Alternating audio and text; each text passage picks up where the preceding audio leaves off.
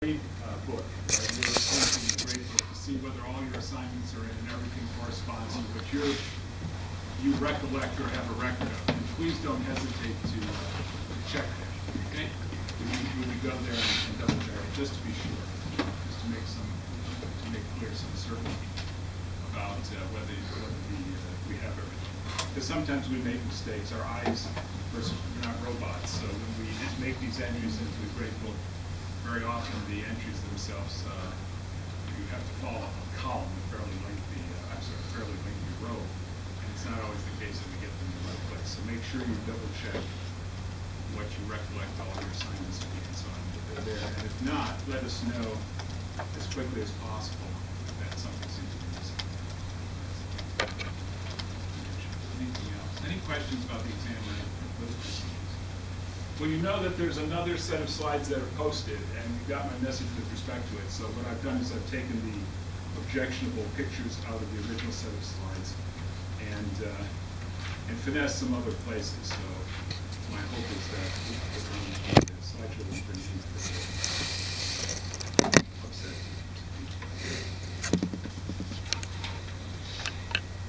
What I wanted to do today was to talk a little bit about Islamic law, and then to talk about the hierology that's connected with Islam. And I think that's probably all the time I'm going to have in the day, so clearly we're not going to get to the end of this one. But that's but I'll forward an apology with that because of my travels, and I think I was sick once or twice this semester. Things have gotten much more compressed and cold now.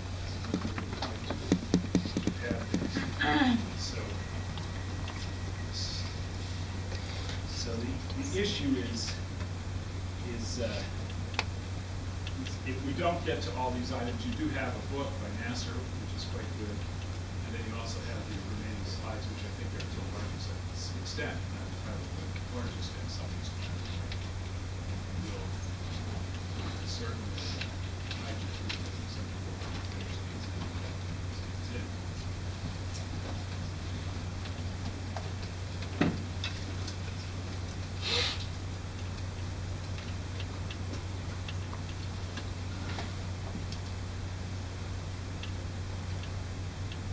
Two things that in Islam very closely resemble the development in two of the other traditions we've looked at is the idea that there is theological development within Islam and is named in such a way that's fairly similar to the way in the Christian tradition it's understood, and that's the notion of kalam, which we're not going to be talking about as But the other thing is the Islamic notion of law, which again, in the Judaic tradition, law itself is developed very dramatically in the course of the Judaic tradition. The same thing's true of the Islamic understanding of law. And so what I wanted to do is just touch on some of the features of the Islamic notion of law, and then what we'll do is move on to the notion of hierology.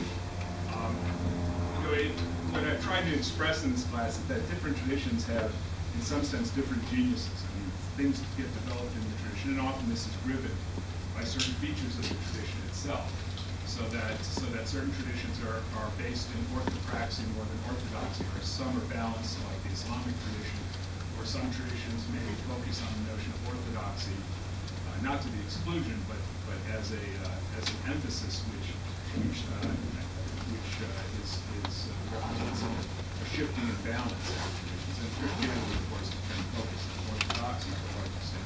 Orthopraxy is also important. Nevertheless, it seems like that represents the area which Christianity is in some sense itself. Well, today what I want to talk about is the category of Islamic law, which is represented there as modesty or Sharia. And this can be rendered, right? This can be translated in a particular way, which I think is very useful for an understanding of exactly what it is. And that is the goals and objectives of Islamic law. And notice that this idea of goals and objectives is a part of a general recognized way in which human beings are goal-directed. So there's behind this an understanding of the purpose of the law, what they're pitched to, but also in the broad sense, and that's really the goal part that tends to be associated with theological issues and the relationship between human beings and God.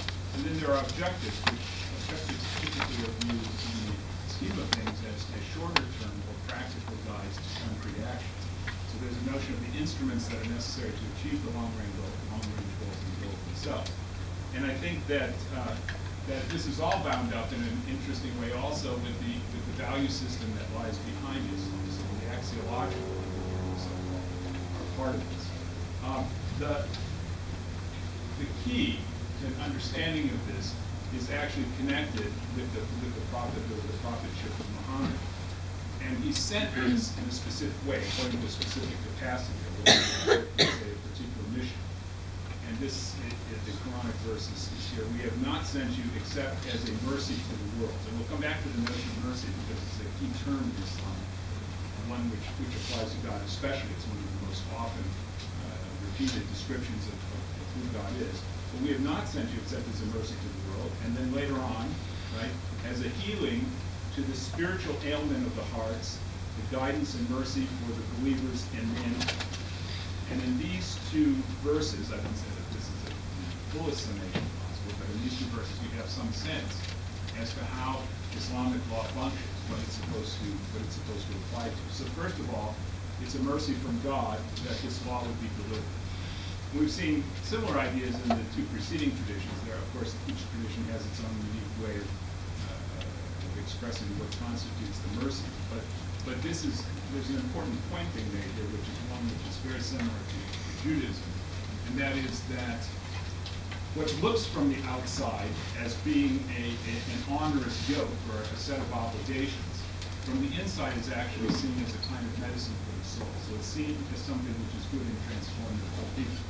It's not something which is onerous at all. And in fact, people who are orthoprax, who have strict sets of laws by which they live, often report that this is one of the greatest blessings because it enables them, right, to live a life which is regulated, which is sober, and which is directed, right, towards spiritual things. So this is part of the expression that comes from the Quran itself, and of course is reflected in the creation of what involves a very complicated system of laws, which we can only scratch the surface of. There are two purposes that are typically connected with this Islamic conception of law. One is compassion and the other is guidance. So on one hand, you could argue that the compassion has two directions. Compassion directed from God to you, but also compassion directed from Muslim to Muslim and Muslim to other human beings. And then guidance itself, right? The fact that the Muslim is to be guided by the law. The way that this is teased out is that a series of things issue from the compassion and guidance. One is that the individual should be well-educated or well-trained. They should be both brought up in the law, but that the supporting kinds of education that would make them good Muslims should also occur, and then that justice be established, and that prejudice be eliminated and hardship alleviated. So that as we move toward the end of the sequence, we see not only is justice an important feature of it, but that the kind of hardships that people face in life should also be addressed in a compassionate set of laws. And these are generally recognized under a particular heading, which is called the realization of benefits. So in other words, there's an obvious attempt here, a very, very clear-cut attempt to relate the benefits that one gets from following the law with the purpose of the law itself. And within this context, then, within the understanding of this law, there are typically three descending categories, and those are necessities, needs, and luxuries. And axiologically, this represents a hierarchy of values, so that very clearly luxuries are perhaps least important, and it's least important, the necessities is most important, and the needs fall somewhere in between the two. Typically, when we think of necessities, we think of those things which are absolutely necessary to survival. So these are predominant, right, as predominant features of life are those things which ensure the living of people and in some sense their flourishing, the fact that they can survive. And then those themselves are typically typically teased out according to a sequence. So one of the necessities, right, one of the survival values connected with the level of necessity is the preservation of the faith, the preservation of Islam itself, so that Islam itself should be kept. And then, of course, cognate to it, related to it, is the idea that there should be care of the soul and care of life, that one should comport oneself in life in a way which is spiritual and which is in correspondence to the preservation of faith. And then care of offspring, you might say that that's more on the biological side. Of course, the Quran gives information about exactly how this is conducted, as does the development of the Islamic law.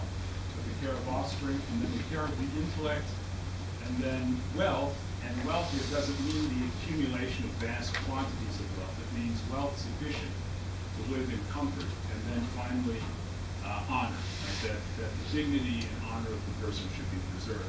These represent the areas in which Islamic law has significance. Whatever, right, goes against these fundamental necessities is generally discouraged or punished within Islamic law. So the idea is that if one has the understanding of how to preserve the faith, and one engages in some practice which undermines that preservation of the faith, then this would be something, of course, which would be devalued and which would be critiqued. Typically, under needs, there are a different set. God bless you. There are a different set of items as well. And so, if you look there, you can see that marriage, trade, communication, and transportation typically fall into an intermediate position. And they fall in an intermediate position because marriage itself need not, right, be a necessity. And the kind of marriage one has and so on really represents an area which is something less than a necessity. And then trade and communication and transportation. Right? These are all things which are governed by circumstances to a greater extent and are not absolutely necessary for survival, except under special circumstances. Now, what I wanted to say was, it's possible, therefore, for needs to become necessities if it can be shown that a need has become universal. So, for example, if you happen to live in Los Angeles, and the only way you can possibly get to work, right, or have any access to a livelihood, it might become a necessity. I mean, you might move up from the realm of necessity to the realm, it might move from the realm of needs up to the realm of necessities that one should have a car. So that there's a flexibility in the understanding of how laws apply. And then, of course, luxuries typically are beautiful things that make life living, beautiful homes, beautiful clothes, perfume, and so on. And it's possible also for these to move up from the level of what would typically be called luxury to the level of a need. And I was thinking about an example of this. Some years ago, there was a fellow in Chicago who was a philosophy major. I think he got his PhD from Tulane University. And when he came back to Chicago, he did a peculiar thing. He didn't look for a teaching position, but he instead opened a brokerage firm and became very successful at playing the stock market to the point that his business grew and grew and grew and grew. And what it was said about him was that he provided for all of his employees a very good hospitalization plan. He was very, very charitable in many other ways. But one of the things that he possessed, which was a little bit strange, at least from the point of view of some people, because they knew the kind of person he was, he lived very simply, right, especially when he started out. So that he had simply a cot in his apartment, and then he had a set of monitors so that he could get onto the brokerage, onto the market, right? And when actually his firm grew significantly, he moved to one of the most expensive addresses in Chicago. And so someone asked him, why are you living in Lake Point Towers? What's the point of living there? And he said, well, come and see my apartment. So the reporter went to visit his apartment, and it was set up just as it had always been when he was poor. So he had a little cot, and then he had his console set up, and he had just the bare minimum table and what have you. And And he said, I have to have this address. It's become a bit of a necessity because people wouldn't take me serious as the head of an important brokerage firm unless I had a significant address. They would think that I was playing with their money. So in other words, those things which become emblematic, right, of a particular station and cannot be divorced from one, can move up from the level of what would otherwise be embarrassment. So for example, a beautiful apartment here now becomes, in some sense, a necessity because it fits into the idea that the kind of trade that one's engaged in would be endangered if one didn't have such a place. So anyway, the point is that these values are except for the first category, not typically absolute. They can move up from lower values. Let's see. So I have a picture which represents this. Oh, yeah. So this diagram attempts to represent the somewhat fluid movement of luxuries into the category of needs and needs into necessities. But it's also the case that there's a top-down determination. And that is to say that necessities, of course, you have to meet the necessities before you meet the needs. And of course, you have to meet needs before you meet the luxuries. So there's an order, a hierarchical order, as to what kinds of objectives should be pursued. And this is, in fact, what Islamic law, in some sense, gives guidance to. The second thing I wanted to say about Islamic law is that there are different kinds of Islamic laws, and typically they're graduated in a way which, if anyone has studied Christian moral theology, will see that these correspond to recognized categories Christians also have, but which are probably fairly universal among most human beings. And the categories are, they're a set of obligatory laws. Sometimes this is called, these are called prescriptions, right? Or positive prescriptions, or absolute prescriptions, or categorical prescriptions. And then opposite that would be number 5 there, which are those which are forbidden. And those are typically called proscriptions, right? Things that are categorically forbidden. And those represent the extremes, right? There's not really room for negotiation on either with respect to either of those kinds of laws. And then in the middle stand the recommended and discouraged. Recommended are things which are not obligatory but necessarily may help one to do the obligatory or help one to be a moral person, whereas the discouraged are the ones that, of course, lead one away. And then in the middle stands something like the morally neutral, the ones that really don't have any kind of particular axiology associated with them. Such matters as these, right, are very often the things which Islamic courts pronounce on, right? They make judgments, and they do so, right, particularly about those things which do not have absolute certainty. And so what they produce are what are called legal opinions, fatwas. Now, this word unfortunately has a negative association because it's very often, especially in the news media, connected with a particular kind of legal opinion, usually connected with the heresy or the orthodoxy of a particular thing or the actions that follow from it. But that's not the general meaning of it. The general meaning of a fatwa is a non-binding legal opinion, and that legal opinion, particularly within the Sunni tradition, is relative to the school of law that adheres to it. Right? So in other words, it's pronounced according to a group of individuals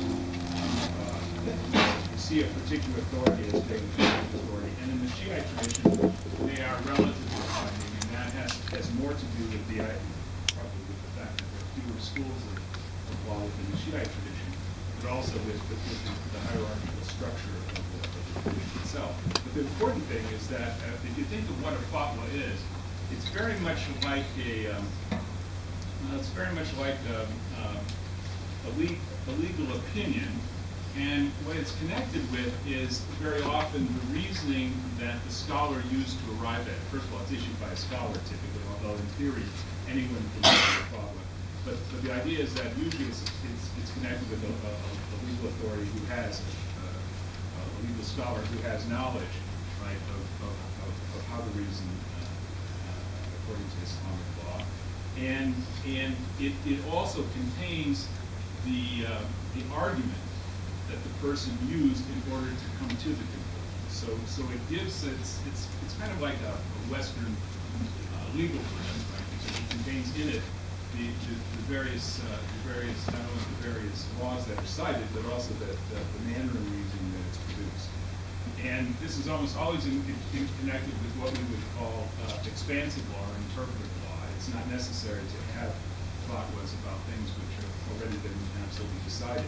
Now, when one of these is issued, there are a set of criteria that are associated with it. And one of them has to be that the legal reasoning accompanying it have to follow the canons of judicial reasoning, and it also has to be made on the basis of Quran and non-abrogated hadiths, for example. So the first thing is that, of course, the person making the argument has to reason correctly, and has to base the judgment on the appropriate sources. And then the second feature of the ruling is that it has to be issued by qualified people. And these people have to have a particular, what we say, erythological feature. Right? They should have a particular virtue, which is to say that they have to be truthful individuals. So there's a presumption that the disposition of the individual enters in, of course, and they also have to be qualified juridically. And then, of course, they can't issue from any kind of sinister motive, or they cannot issue if the person is under political duress. So if someone making a fatwa is being strong-armed by whatever regime it happens to be, this would invalidate it. It wouldn't be viewed as a legitimate judgment. And then finally, these are all directed to meeting the needs of contemporary Islamic society, so that Islamic law as an adaptive law has to be aware of the conditions in which it grows up in, and it meets these various conditions by these kinds of judgments as to what the correct behavior is. This is complicated in the Islamic world by the fact that there are lots of different mixtures of legal systems. So what you can find at different historical periods in different locales are either separate religious and civil courts, or mixed systems, or theocratic systems of law. So with each one of them, there'll be a different inflection and different ways of thinking about it.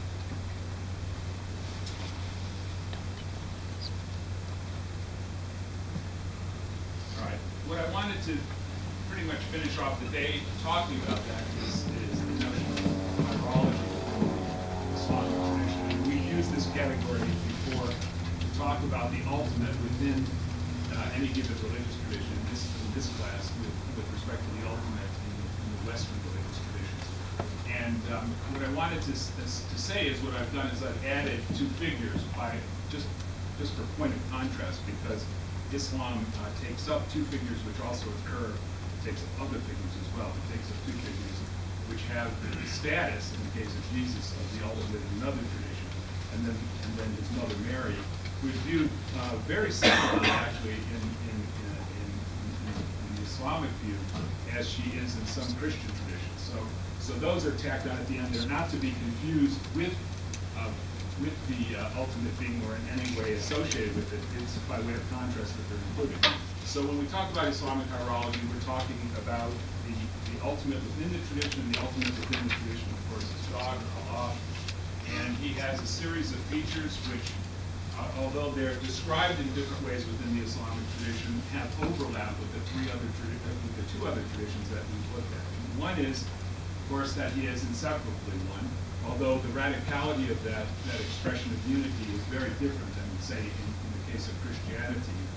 The idea that he is unique, that he is indivisible, is maintained as an absolute principle. And then that he's supremely sovereign. And this sovereignty of God, again, is pictured within the two other traditions we looked at as well, although with a different inflection. Within Christianity and Judaism, there's a tendency to try to soften the sovereignty of God by suggesting that maybe God withdraws or holds back on the application of a supremacy in particular cases, so that he actually makes a space for freedom of will or what have you. That's not true of everything that Judaism has also said. That's not true of everything that Christianity has said, because very often there's a hard notion of sovereignty, a strict notion of sovereignty that's also maintained within Christianity. But within Islam, the paradox of compatibilism, which we've already talked about, is a paradox which is simply retained. It's not explicated. So it's not an issue that God should be absolutely sovereign and that humans should have free will. It simply is the case. And of course, we see that that's also true to some extent in Christianity and Judaism. God is transcendent, God is absolutely just, and God is absolutely merciful. And when we talk about the mercy of God, of course, this is one of the ways in which God is described over and over and over again. It's one of the most repeated descriptions of who God is. So the mercy of God, which we also saw was a prominent theme in Judaism, which is also a prominent theme in Christianity, is something that's stressed in Islam. Now, where interesting theological debates come onto the scene has to do with the way in which Islam has conceptualized who God is. And I thought I would try to draw a picture to get at this, because the way in which the features of God are thought of within Islam, and by the way, within the Eastern Orthodox tradition, interestingly enough, is to argue that the various features like his mercy and his justice and others, right, are not things we have direct access to. So these are not qualities within the nature of God as such. We simply don't have access to that, to the inside of God being. So instead,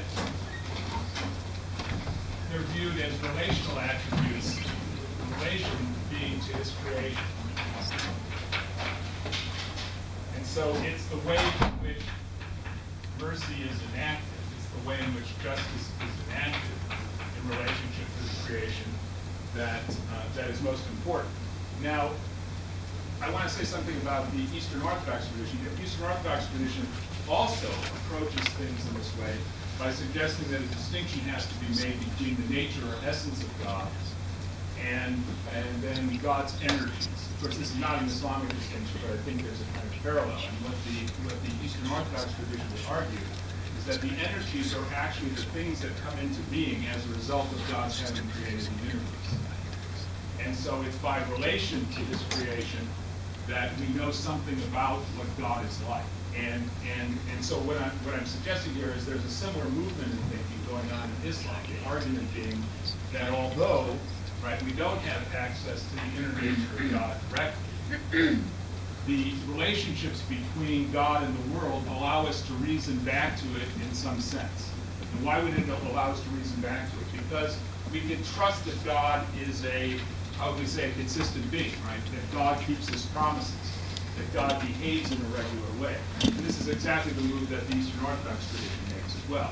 So what we have here is not an analogy of being. It's not as though mercy here, right, and mercy over here in God are the same thing. In fact, that would be considered rather blasphemous. It's blasphemous in the Islamic tradition, it's blasphemous in the Eastern Orthodox tradition. But the argument instead is that whatever mercy is for human beings, the way in which God behaves, there is some relationship, right, between the way he behaves and how we understand mercy, except that God, of course, is the font of all perfections. Put another way, his interaction with human beings has to be trusted. I mean, it's obviously to be trusted because he's God.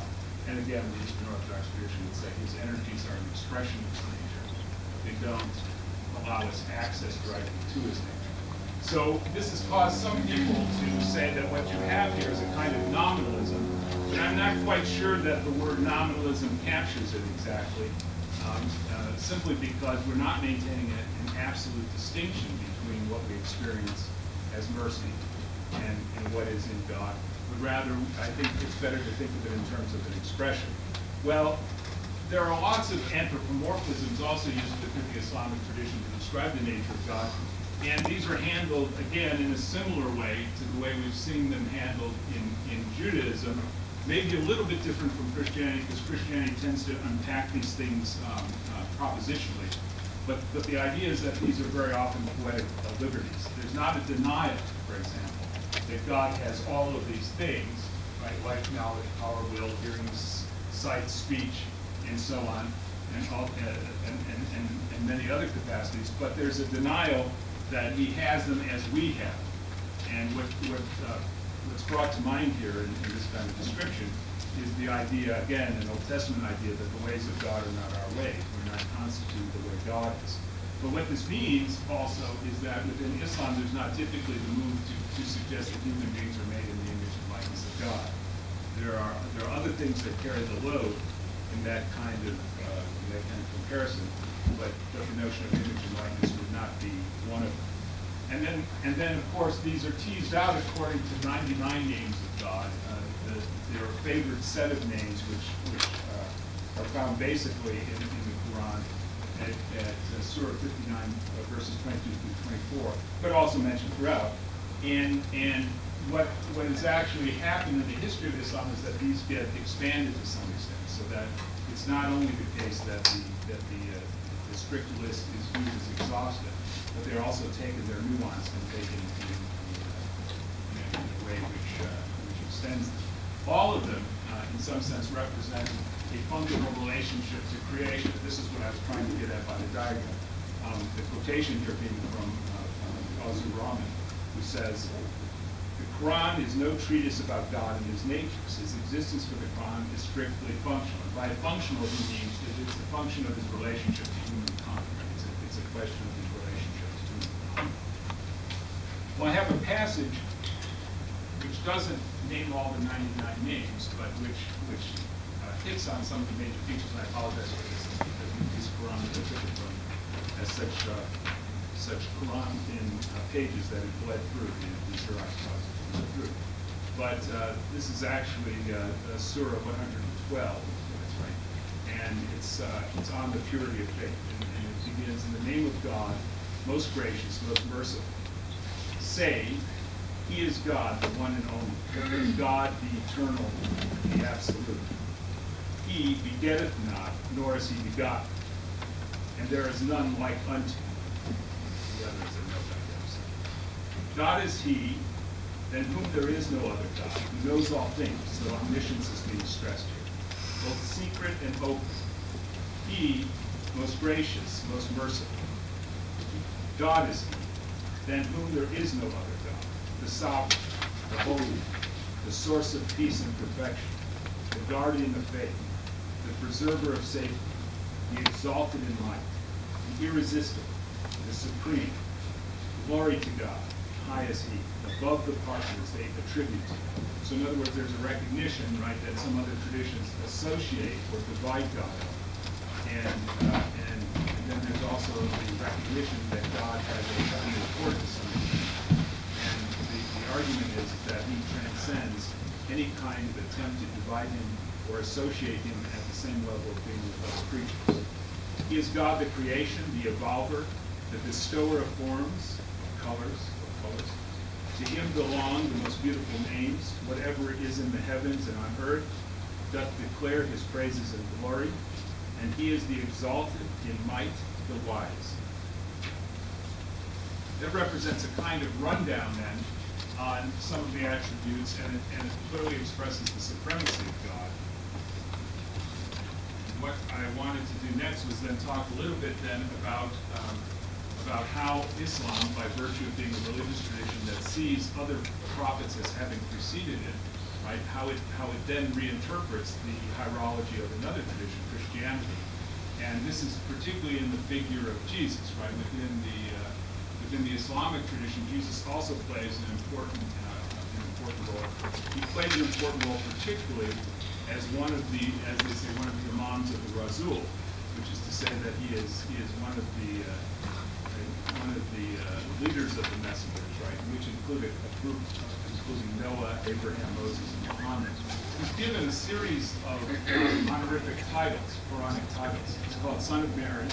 He's called Blessed, Servant of God, Prophet, Messenger, Anointed, and very interestingly, God's words. He's not called the Word of God, the Logos of God, but God's words. In him is contained the revelation of God. Right? And when the Quran teases out a picture of him, the picture it teases out is interesting because the picture also corresponds to what some Christians actually believe about Jesus, but also to some extra-canonical Christian works as well. So, for example, he's called prophet, and of course we know that in the New Testament this is one of the titles that designates who Jesus is. People ask, who who Jesus is, it's clear in the New Testament that Jesus is identified as a prophet. So prophet represents one of the primary designations of him, but he's also considered a messenger, one of the imams of the Rasul, one of the leaders of the messengers, which includes an elite group of people, Noah, Abraham, Moses, and Muhammad, which all reveal a version, right, of Sharia law as it's expressed, right, in the gospel.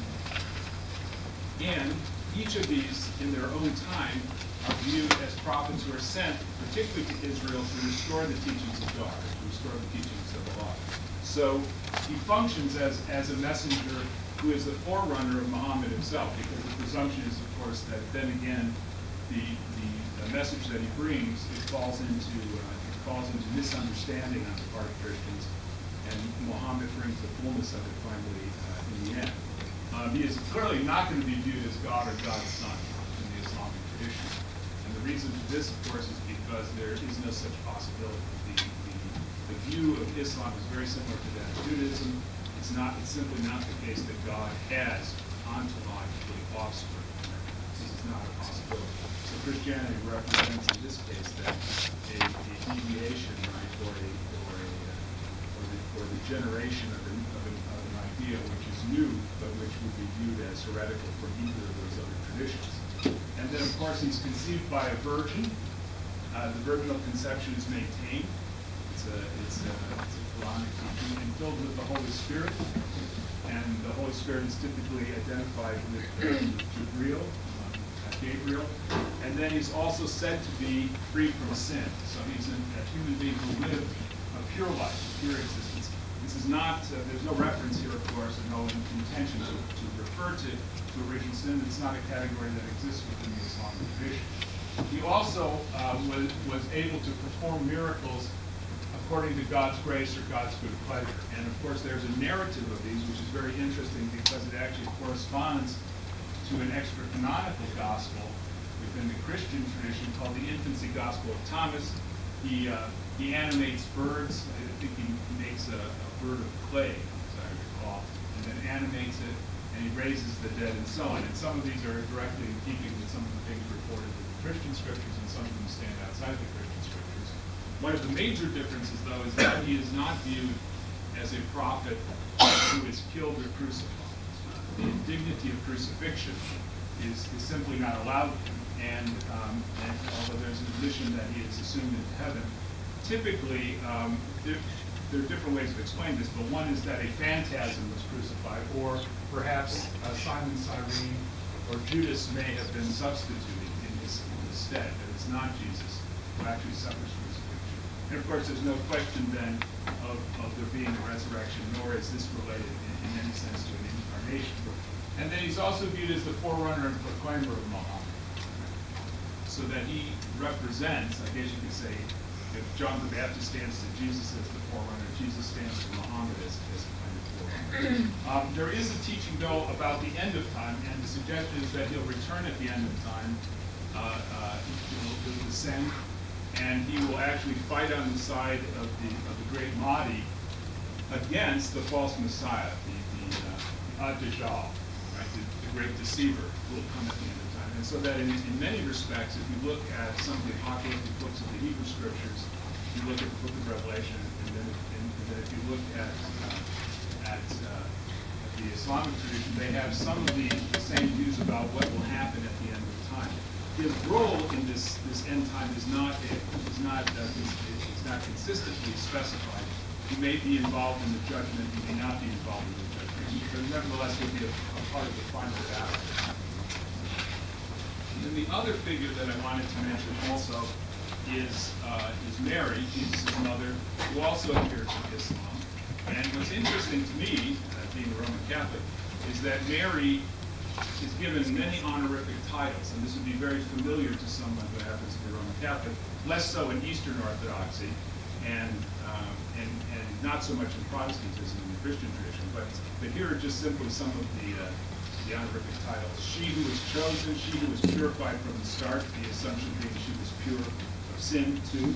She who prostrates in prayer, she who bows in prayer, and the constant emphasis on her prayerfulness is a very interesting one, because again, it depends on a series of texts from the Quran, which have their own parallel outside of the canon of the New Testament, but which is actually used both by the Eastern Orthodox Church and the Roman Catholic Church to talk about her. She was a dedicated virgin to the temple as a young child, so the story goes. One who is submissive in contemplation, she who fasts, she who is of absolute faith, she who never sinned. She's called a saint and a prophetess, the light and mother of light. And in the Hadith, she's often called the veiled one, or virgin ascetic, one encompassed by the mercy of Allah and other things. So these are all the ways in which he's named, and there's a key Quranic passage, which although it looks quite cryptic to me, and I think people who are new to the Quran would find it so. This is essentially a verse which is said to refer to Mary very often. The interpretation of the passage is that it directly refers to her. Now, what that means then, you can glean from all the descriptions that there are certain features that she possesses, and one of the features is that she's free from sin and pious as a child, and then was dedicated to the temple. And what's interesting about this is that this is actually also occurs in the Proto-Evangelium of James, which is an extra-canonical work, as I said, both the Roman Catholic tradition and the Eastern Orthodox tradition used to fill in the details of the early life of Mary and her betrothal to Joseph and so on. She's chosen by God, right, to be a special person, the mother of a great Rasul, and there's a whole surah that's dedicated to her. And she's only one of 8 individuals in the Quran to have a surah named after her. And Surah 19, the Annunciation, is exactly how she recognizes that she is to bear a prophet. It's reproduced as well. Right? And then she's viewed as a kind of paradigm, right? And anticipating, right, what womanhood will become under Muhammad. She's viewed as a model Muslim, both in her piety and her dedication of obedience to Allah. 2 other things about her is that she is held in such high esteem within the Islamic tradition that and this is by virtue of her quality, right, the eritology connected with her. She's the model of purity and pride and devotion. That anyone who slanders her will have to bear God's judgment. It's also the case, however, that God's judgment is against anyone who might want to elevate Jesus to the status of divinity, or to think of Mary as part of the paternity, right, as a divine principle. Well, since I've almost reached the end of my voice, I'd like to say in a couple minutes, it's been a pleasure teaching you all. You learned something about career religion. I have a quick question about the exam. Now that the notes have been changed a little bit, how do we approach questions that may reflect concepts that have been changed? Are there going to be multiple right answers, or? No, I don't. Can you give me an example? The first question. Do you want me to read it? Yeah, sure. It says, which of the following is not one of the pillars of Islam? Yes. A, testifying creed, which is true. B, pilgrimage to Mecca, Well, which. tell us the answers. Okay. C, striving. Rather unfair. Go ahead. C, striving, holy war. D, fasting during Ramadan, and E, all of the preceding. Okay. Let's see how to put this. If you look on the slide, right, it's still not the case that in terms of the understanding of the application of jihad, which, by the way, I'm quite familiar with in general terms, the struggle. But it's still the case that jihad represents, right, one of the examples of jihad at war. It represents one of the examples of the general meaning. So I don't think it. But it's not one of the pillars. Well, it's taken into consideration as such. It's known as the 6th pillar. There's not 5 only pillars 5. of Islam, and it's not one of the 5. I'm well aware of what the At pillars least are. when Turkish culture used. I'm well aware of the 5. But like, I mean, is it possible that there could be multiple correct answers? Like, I haven't looked through every question. Yeah, I actually, whether you know it or not, I do allow that on other exams too. Okay. Yes. Okay. Simple answer, yes. Okay, I don't thank think you. we have to change it. That's all. All right, thanks. Anything else or any other? That's it. All right, good luck. I didn't know your knowledge of it. Just going by off of what Ian Yeah.